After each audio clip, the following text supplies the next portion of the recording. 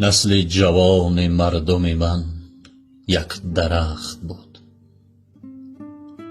از بیخ و بن به وقت شکفتن شکست و رفت.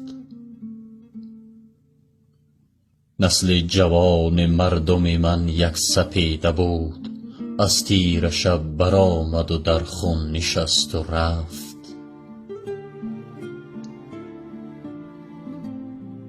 نسل جوان مردم من شسته شد به اشک، گلگون کفن به گریه تلخ من و تو رفت.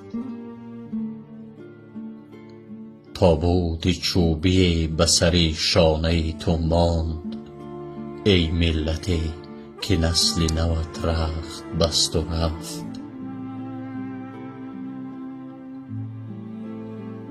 نسل جوان مردم من یک شراره بود، در سنگ سار حادثه از سنگ جست و رفت.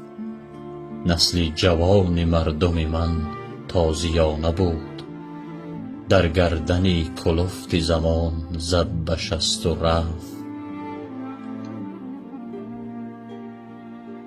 نسل جوان مردم من با هزار شور، زنجیر شوروی وطن را گسست و رفت.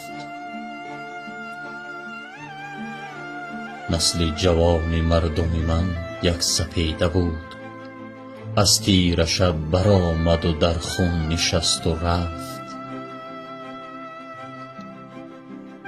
خونین لباس نسل نوی مردم مرا مردم نبرد اگر که بمالد به چشم رو. من می برم به چشم چو خونین لباس خویش، تا آبهای روشنی فردا به شست و شو.